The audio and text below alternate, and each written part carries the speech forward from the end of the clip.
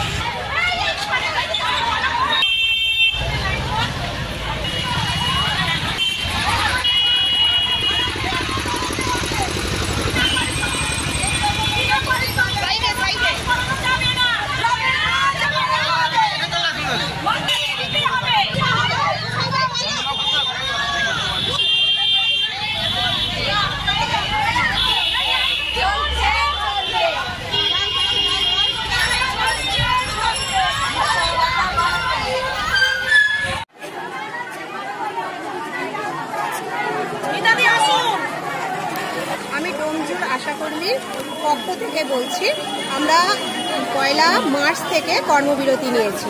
আমাদের অনেক দরকারি দাবি আছে যেগুলো এখনো পর্যন্ত সরকারের নজরে পড়েনি। আমাদের যে বাজেট পেশ হয়েছে পশ্চিমবঙ্গ সরকারের, সেখানেও আমাদের কোনো নাম আসেনি।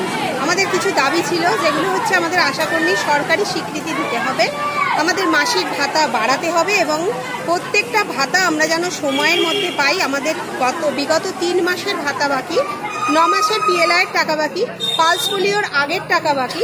আমাদের বাকির লিস্ট অনেক বেশি, আমরা ঠিকমতো কিছুই পাচ্ছি না। আমাদের মোবাইল ফোন দেওয়ার কথা বলা হয়েছিল সরকার থেকে, সেটাও আমরা পাচ্ছি না। এই ঘোষণা করা হয়েছিল, সেই অ্যান্ড্রয়েড ফোনও আমরা পাইনি। অ্যান্ড্রয়েড ফোনের অনেক কাজ আমাদের করতে হচ্ছে, কিন্তু আমাদের রিচার্জের পয়সা দেওয়ার প্রতিশ্রুতি দেওয়া হয়েছে, কিন্তু সেটা আমরা টাইমে পাচ্ছি না। ন্যূনতম কিছু দেওয়া হয়, কিন্তু সেটাও আমরা টাইমে পাচ্ছি না। আর অতিরিক্ত কাজের ভার আমাদের চাপানো হচ্ছে, যেমন মেলা, খেলা, দুয়ারে সরকার, এমনকি এইচএস এর ডিউটিতে, ইঞ্জিনিয়ারিং কলেজের ডিউটিতে, সব কিছুতেই আমাদের বসানো হচ্ছে, ডিউটি দেওয়া হচ্ছে, কিন্তু তার জন্য কোনো পারিশ্রমিক আমাদের দেওয়া হচ্ছে না। আমাদের প্রশ্ন একটাই যে আমাদের এই যে 3 মাসের ইনসেনটিভ দেওয়া হয়নি, সেই টাকা কোথায় গেল? আমরা যে এত খাটছি, আমাদের সেই পারিশ্রমিক কেন আমরা পাচ্ছি না? কেন আমরা সরকারি স্বীকৃতি পাচ্ছি না? সরকারি ছুটিগুলো আমরা পাচ্ছি না? আমাদের কোনো কিছুই কেন সরকারের নজরে আসছে না? এত বাজেট পেশ হলো, কিন্তু তবু আমরা কারোর নজরে এলাম না। কেন? সেই প্রশ্নের উত্তর আমাদের দিতে হবে। আর আমাদের এই কর্মবিরতি আমাদের কোনো সরকারের বিরুদ্ধে নয়। আমাদের মাইনে যদি আমাদের ভাতা বৃদ্ধি করা হয়, অর্ডার কপি সিগনেচার সমেত আসে, আমরা আমাদের কর্মবিরতি তুলব।